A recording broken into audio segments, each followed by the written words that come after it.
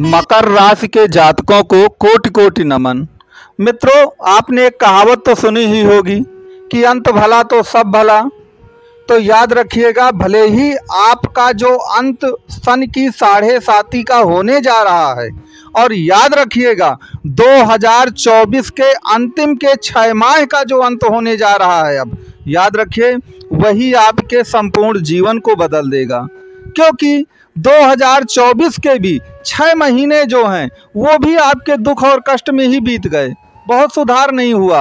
और पिछले जो 6 वर्ष थे वह भी आपके जीवन के कष्टमयी समय थे, सन की 7.5 के। तो कहने का तात्पर्य ये है कि 2024 के 6 महीने और 2024 के पहले के 6 साल या 6 वर्ष निश्चित तौर पर ये दुख और पीड़ा का समय रहा है। लेकिन आगे का जो 6 महीना होगा वह पुराने 6 महीने इस वर्ष के और 6 वर्ष पिछले वर्षों के सभी प्रकार के दुखों को पूरी तरह से नष्ट कर देगा।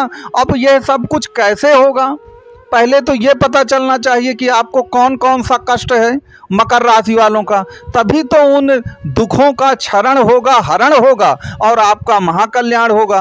तो मैं आज की इस वीडियो में आपको ये तो बताऊंगा ही बताऊंगा कि वास्तव में मकर राशि वालों को कष्ट क्या है। जब हम एक मर्ज को समझ लेंगे तो उस मर्ज की दवा देने में भी सक्षम होंगे।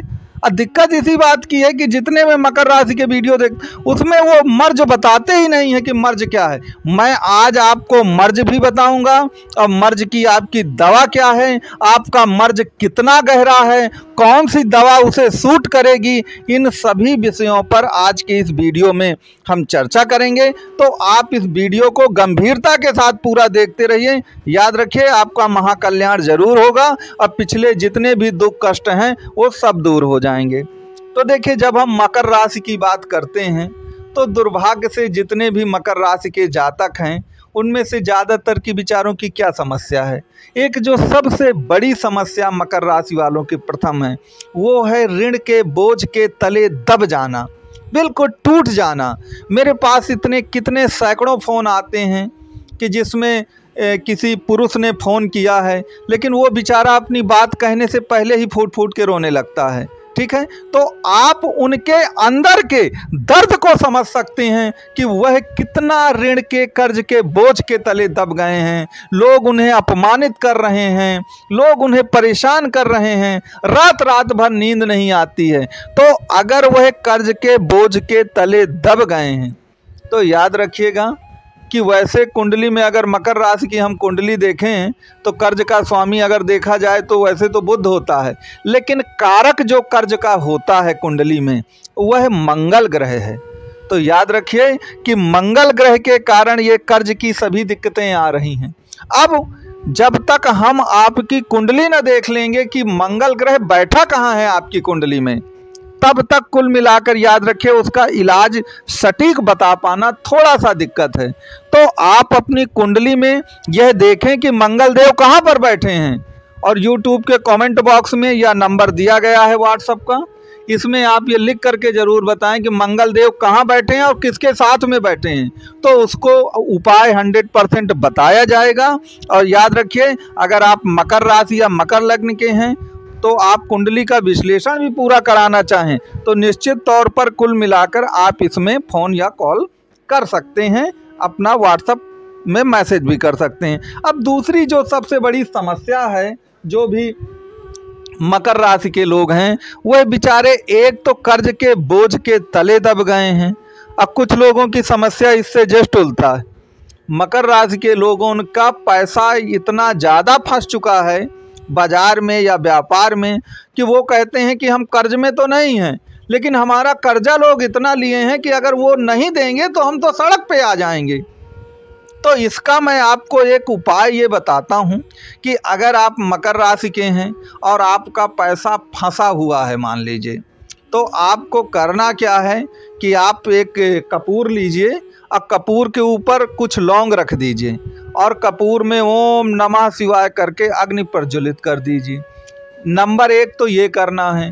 दूसरा आप क्या करना है कि आपको एक संपूर्ण कुबेर यंत्र जो अभिमंत्रित हो और सिद्ध करके आपको दिया गया हो, उसको आप अपने ऑफिस में या घर में मंदिर में जरूर रखिए, ताकि फंसा हुआ जो पैसा है वो कुबेर भगवान आपको वापस दिलाएंगे। अब जो तीसरी सबसे बड़ी समस्या है, जो भी मकर राशि के लोग हैं वो कहीं ना कहीं झूठे लिटिगेशन, कोर्ट केस, अदालती चक्करों में फंस गए हैं।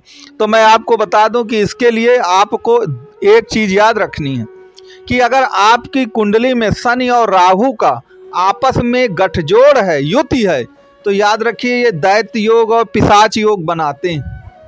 और जिनकी शनि और राहु की मान लीजिए दशा या अंतर दशा भी चल रही है, शनि में राहु या राहु में शनि, वो लोग सबसे ज़्यादा परेशान होते हैं। तो अब इसके लिए अगर आपकी कुंडली में ये योग नहीं है तो याद रखिए उतरती हुई 7.5 आपको 100% रिलीफ देकर जाएगी, आपके मामले निपट जाएंगे। लेकिन अगर आपकी कुंडली में दैत्य योग या पिशाच योग बना हुआ है तो फिर ये देखना पड़ेगा कि वास्तव में ये कुंडली के किस भाव पर बना है, और जिस भाव पर बनेगा उसी भाव से संबंधित रेमेडीज हमको करना पड़ेगा। अगर वो रेमेडीज हो जाएंगी तो निश्चित तौर पर जो भी लिटिगेशन या बदनामी के दाग आप पर लगे हैं वह निश्चित तौर पर धुल जाएंगे। हमको केवल दैत्य और पिशाच योग आपकी कुंडली में नहीं होना चाहिए कि शनि और राहु एक साथ युति बना रहे हों, या दृष्टि संबंध हो, या इनकी दशा या अंतरदशा चल रही है, इतना बस नहीं होना चाहिए। तो निश्चित तौर पर आपका झूठे लिटिगेशन, कोर्ट केस का मामला जो है वो दिक्कत नहीं आएगी। अब देखिए मामले दो प्रकार के होते हैं, एक बाह्य और एक आंतरिक। बाह्य जो लिटिगेशन कोर्ट केस होते हैं कि आपकी दूसरे से किसी से विवाद है, और आंतरिक लिटिगेशन कोर्ट केस क्या होते हैं कि अपने बंधुओं से या अपनी पत्नी से विवाद हो गया और मामला जो है कोर्ट को चला गया। तो वो जो घरेलू विवाद हैं, याद रखिए वह घरेलू विवाद में 100% आपको रिलीफ मिलेगी। और जो भी आपके वैचारिक मतभेद हैं या मैरिज लाइफ से संबंधित आपकी दिक्कतें हैं वह सभी, अब इसके लिए आपको क्या करना पड़ेगा मैरिज लाइफ के लिए, तो आप अपनी कुंडली में सप्तमेश को देखिए कि सप्तम भाव का स्वामी आपकी कुंडली में मकर राशि में चंद्रमा है। तो अब चंद्रमा कहाँ पर, कैसे, किसके साथ दृष्टि संबंध बना रहा है, निश्चित तौर पर कुल मिलाकर चंद्रमा के उपाय जो हैं वह निश्चित तौर, चंद्रमा का एक उपाय मैं आपको बता दूं कि रात में समय पर सो जाइए। निश्चित तौर पर चंद्रमा इससे मजबूत होगा और प्रभावित आप नहीं होंगे। तो इस प्रकार से मित्रों जितनी भी दिक्कतें हैं वह 2024 के अंतिम जो 6 महीने हैं वो निश्चित तौर पर आपका जीवन बदल देंगे। अगर आपको लगता है कि आप किसी भी तरह से आप कुंडली का कंसल्ट चाहते हैं, आपकी कोई दिक्कत है, तो आप दिए गए नंबर पे कांटेक्ट कर सकते हैं। वीडियो अच्छा लगा हो तो वीडियो को लाइक, शेयर और सब्सक्राइब आप लोग ज़रूर करिए।